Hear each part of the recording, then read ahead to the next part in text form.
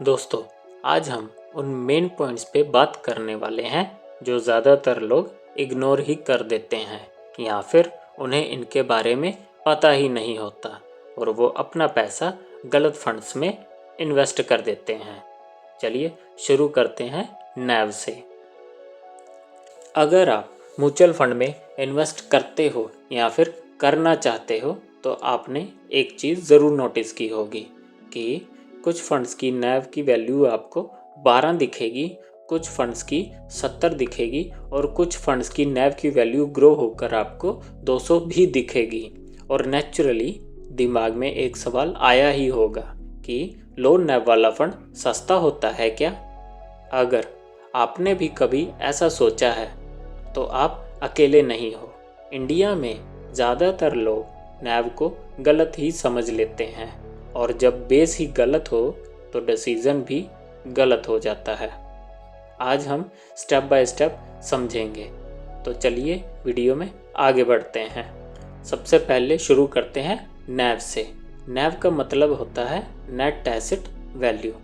अब ये सुनने में आपको थोड़ा सा टेक्निकल लगा होगा। एक सिंपल एग्जाम्पल के साथ समझाता हूँ।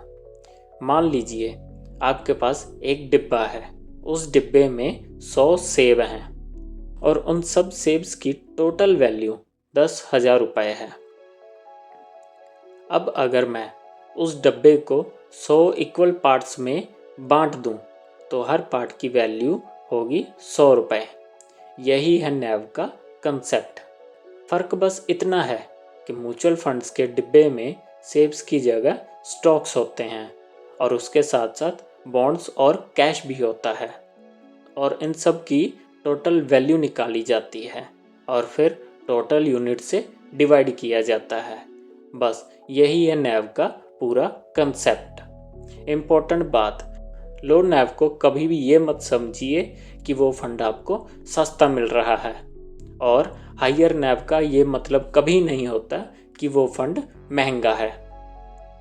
अगर कोई फंड 15 साल पुराना है तो नेचुरली उसका नैव ज़्यादा ही होगा क्योंकि उसने टाइम के साथ ग्रो किया है। नया फंड 10 से स्टार्ट करेगा, पुराना फंड 200 पे होगा, लेकिन रिटर्न दोनों का परसेंटेज में कंपेयर होता है, रुपये में नहीं। ये सबसे बड़ी गलतफहमी है।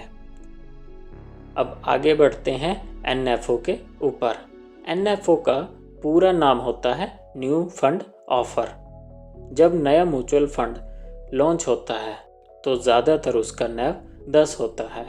लोग सोचते हैं वाव, सिर्फ 10 रुपये में मिल रहा है, लेकिन ये पूरा सच नहीं है।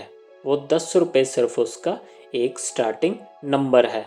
अगर फंड का पोर्टफोलियो स्ट्रॉन्ग होगा तो उसे ग्रो होने से कोई नहीं रोक पाएगा और वहीं अगर उसका पोर्टफोलियो वीक होगा तो उसे 10 से 8 में आने में भी कोई ज़्यादा वक्त नहीं लगेगा। फंड को कभी भी ये देखकर मत लो कि उसके नैव की वैल्यू कम है। साथ में फोकस ज़रूर रखो फंड मैनेजर के ट्रैक पर और साथ में पोर्टफोलियो किस सेक्टर में इन्वेस्ट कर रहा है ये भी ज़रूर देखिए। और साथ साथ एक्सपेंस रेशियो भी देखना बहुत ज़रूरी है। प्राइस टैग पे कभी मत जाओ, क्वालिटी पे जाओ। अब आते हैं एक्सपेंस रेशियो के ऊपर। अब एक चीज़ जो लोग इग्नोर कर देते हैं वो है एक्सपेंस रेशियो। ये फंड हाउस की एनुअल फीस होती है। मान लीजिए अगर एक्सपेंस रेशियो 2% है तो आपके इन्वेस्टमेंट का 2% हर साल फंड हाउस कट कर लेगा। अब सुनने में ये आपको छोटा लग सकता है पर लॉन्ग टर्म में ये काफ़ी बड़ा बन जाता है।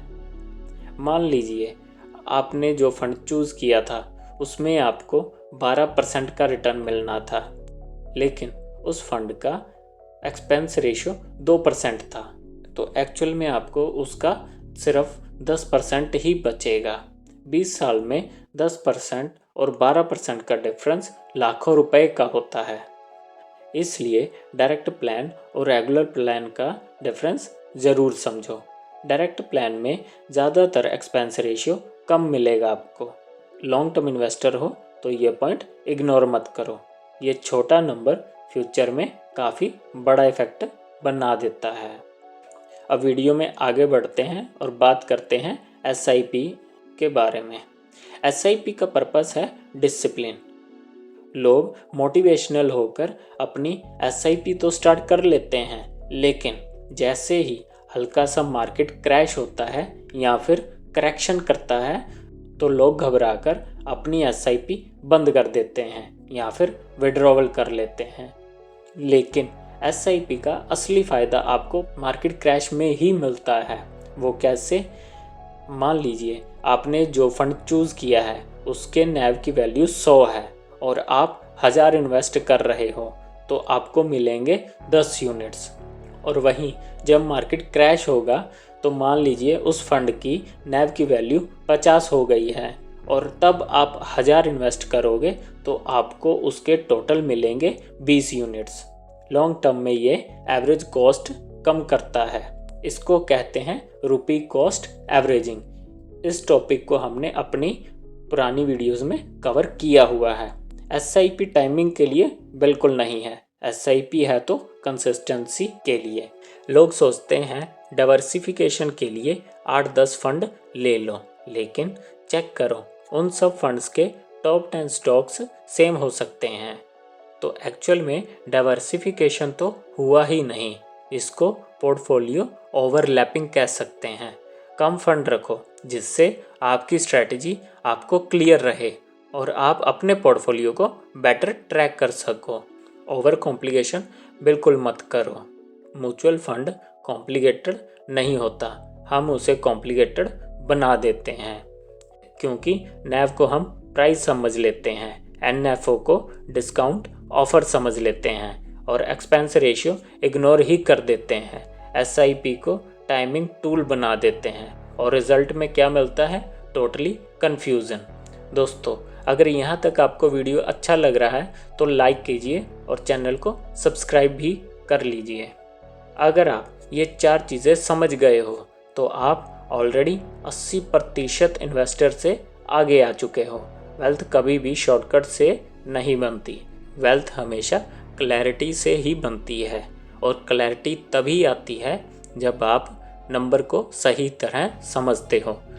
तो दोस्तों, आज के लिए इतना ही। मिलते हैं अगली वीडियो में।